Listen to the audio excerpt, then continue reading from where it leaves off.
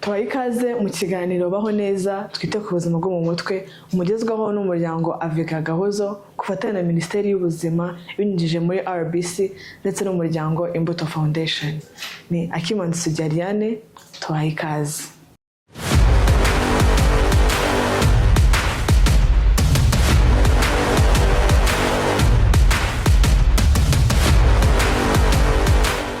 Mu kiganiro cy'uyu munsi ntabwo ndi njyenyine, tuguye na Dr Gafaranga Jean Pierre, tubaye ikaze.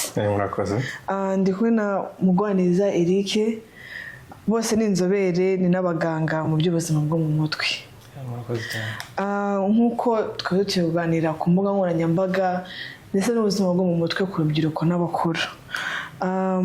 Dr Gafaranga, nizihe mpinduka ubone imbuga nkoranyambaga zishobora kuba zarazanye mu mibereho ya muntu muri kino kinyejana turimo? Murakoze.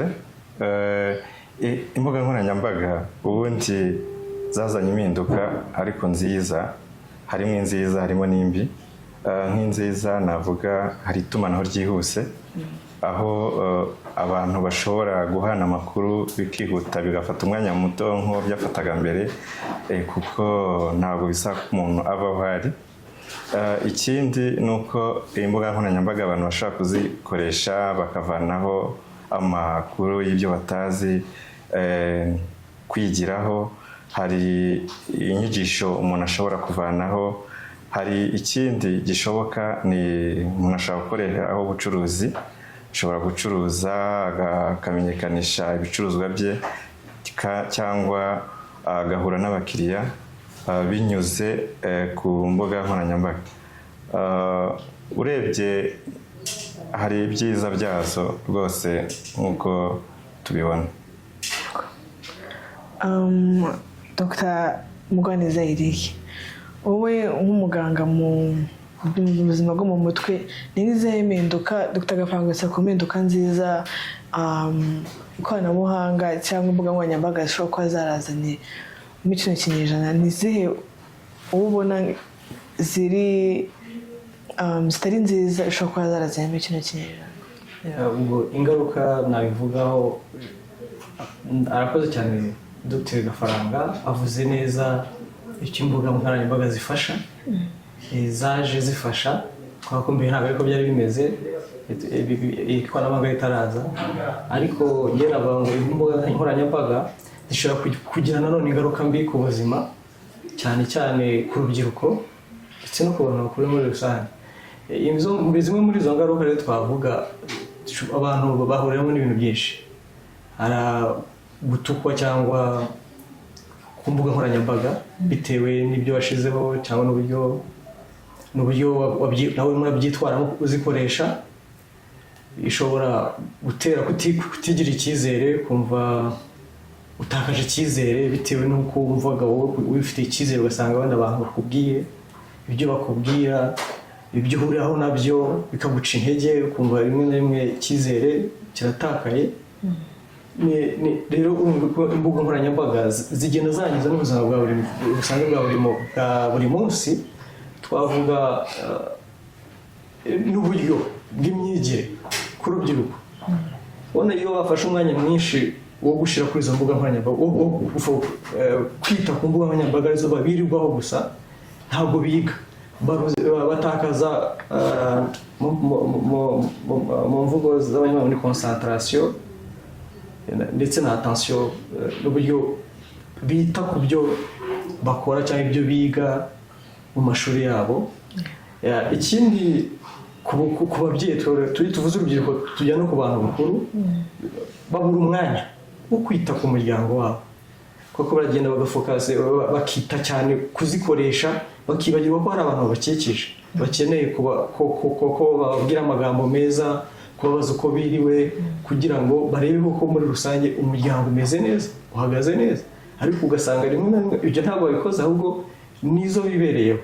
Hari igihe rero muri sosiyete nyarwanda hari ikintu cyangirika bitewe n'igikoresho ry'imbuga nkoranyambaga. Murakoze cyane. Twumvishe yuko ari ingaruka mbi ku buzima rusange. Ese imbuga nkoranyambaga ni izihe ngaruka mbi zifite ku buzima bwo mu mutwe?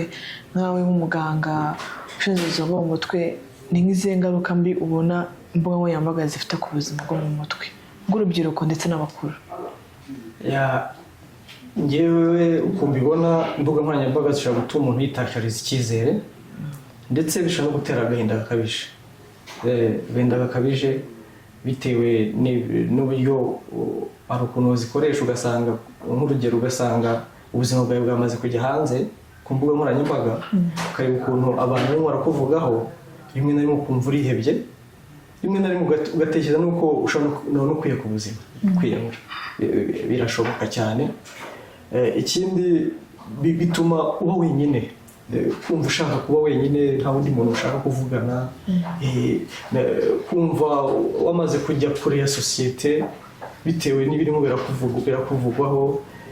Ikindi, bituma, nk'uko nari nabivuze mbere, byangiza n'uburyo bw'imitekerereze y'umuntu, bigatuma bitewe n'uko hari ukuntu wowe wari umeze, ariko nyuma yo gukoresha imbuga nkoranyambaga n'ibyo usanzeho bikagenda bihindura imitekerereze yawe. Wa muntu bari bazi akagenda ahinduka gahoro gahoro, kandi agahinduka mu buryo bubi, yaba mu mitekerereze ndetse no mu myitwarire. Akoze.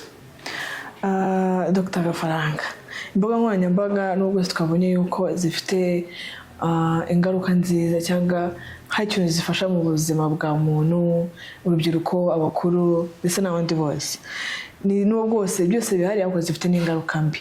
Ni izihe ngamba wumva zafashwa kugira ngo hagabanye ingaruka mbi ziterwa n'ikoreshwa ry'imbuga nkoranyambaga cyane? Murakoze. Cyakora hari icyo nashakaga wenda kongera kuri mugenzi wanjye. Mu ngaruka mbi habaho no kubatwa nazo, ku buryo usanga cyarabaye n'uburwayi, ku buryo ubundi uwo muntu agakeneye n'ubuvuzi, kandi abavuzi barahari, abamufasha barahari. Ahubwo ikibazo ni igihe abantu bamenyera ko byamaze kugera aho biba n'uburwayi, kuko iyo bamaze kuba uburwayi bitanga umusaruro utari mwiza, bigabanya umusaruro ku kazi. Mu bice byose bigize umuntu haba impinduka, kuko biba byaba uburwayi. Mwari muri kumbaza ati ni izihe ngamba zafatwa kugira ngo tubashe guhangana n'izo mpinduka mbi ziterwa n'ikoresha ry'imbuga nkoranyambaga.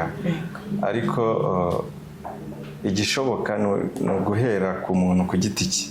Buri umuntu ku giti cye afashe iya mbere, n'umugenzi we yakurikira, bigakoreshwa mu buryo imbuga nkoranyambaga zigakoreshwa mu buryo zidatwara umuntu igihe cyose, zigakoreshwa mu buryo buringaniye, zigakoreshwa kuko hari impamvu ikenewe zigiye gukoreshwa. Niba ari uguhuza gutanga amakuru, akaba ari amakuru kandi akenewe, atagiye guhutaza abandi, kuko ku mbuga nkoranyambaga ntabwo ari umuntu umwe uriho, hariho twese, hariho abantu benshi. Ni ukuvuga ngo zigomba kugira urugero zikoreshwamo. Wa muntu utangiye kubona ko byamaze kurenga urugero rukenewe, akaba yakaka ubufasha, kuko ngira ngo mu gihugu hari abafasha benshi bafasha muri byo, abantu babyigiye bafite ubumenyi, kugira ngo bafashe umuntu gufasha umuntu kugaruka mu kuzikoresha neza bitabangamiye ubuzima bwe. Ikindi ni uko nkeka ko no mu gihe ziba zabonetse, hakagombye kuba hari amabwiriza cyangwa ubushakashatsi bwakozwe mbere, kugira ngo barebe niba zitazateza ibibazo kurusha ibyo zije gukemura. Ngira ngo ibyo birafasha, kuko dushobora gufata nk'urugero rwa YouTube, ishobora kuba hari nk'amakuru idashaka ko agera ku bandi, igahita ibifunga nta wundi muntu urabasha kubibona. Nk'urwo ni urugero rwiza. N'abandi rero bagenda bazizana, hakagombye kuba hari ukureba inyungu zirimo mu kuzazikoresha, cyangwa ingaruka mbi bizateza ku bantu, hakaba hagira igikorwa mbere y'igihe bidategereje ko ikibazo kizaboneka. Bishobora gutangirira ku bantu bake mbere, ubundi mbere y'uko bafata umwanzuro wo kubigeza ku bantu bose. Urebye cyaba ari ibyo, ariko mugenzi wanjye ashaka kunyunganira n'ubundi. Ikindi namwongereraho Dr. ni uko mu bafata ingamba yavuze ku muntu ku giti cye, ariko twakongeraho n'abo tubana nabo. Urugero ababyeyi, ese niba ni ryari abana bawe bemerewe gukoresha imbuga nkoranyambaga? Ese wowe ubwawe nawe mubyeyi uzikoresha gute? Ibyo ese igihe na cya gihe cyo mu muryango, akenshi ibi mbivuze kubera yuko ari igihe usanga ababyeyi nabo baza, ugasanga muvuye ku kazi mwese n'abana bavuye ku ishuri, mwahuriye mu rugo, ariko umwe yicaye ukwe ari muri telefone, nta gihe cyo kuganira. Rimwe na rimwe abana cyangwa urubyiruko rugenda rugahuraho n'ibintu bibi cyane bishobora kubangiza mu buryo bw'imitekerereze, ntibagire n'ukuntu bashobora kubibwira ababyeyi kubera ko nabo bibereye muri zo. Zishobora kwangiza rero. Icyo nakongera ni uko ingamba zirahari zabaho, twese dufatanyije, yaba urubyiruko n'abana, akamenya aho atagomba kugeza n'aho ageza. Ikindi numva ni uko habaho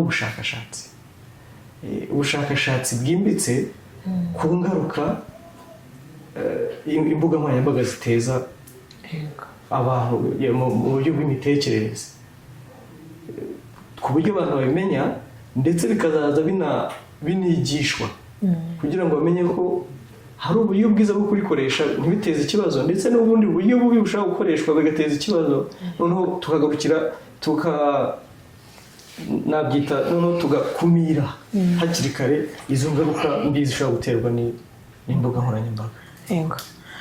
Dr. wakomeje ku kintu cy'uko umuntu ashobora kuba yarabaswe no gukoresha ibiyobyabwenge, gukoresha imbuga nkoranyambaga. Ushobora kutubwira ni gute namenya yuko nabaswe no gukoresha izo mbuga nkoranyambaga? Murakoze. Sinavuga ngo biroroshye, ariko byose bituruka mu kwigishwa.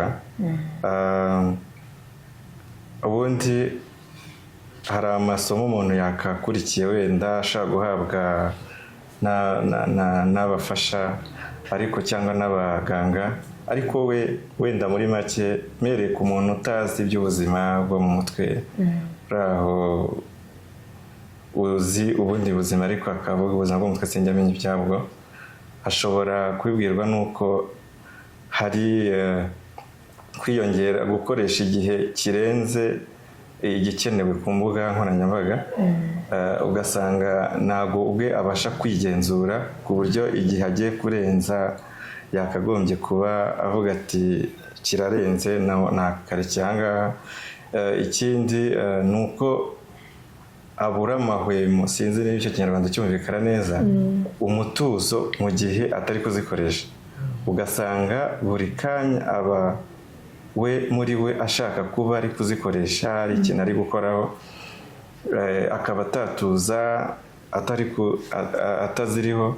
Nkuvuga ngo niba akoresha telefone, kuko arizo byoroshye kuba umuntu yakoresha akazigeraho, kandi afite telefone ahariho hose, ugasanga buri gihe telefone ayiriho, amaso niho arimo aramanura cyangwa arandika, ariko mu gihe ubwe yibajije yigenzuye yasanga nk'amasaha 2 amazeho nta kintu, nta kazi runaka yakoraga.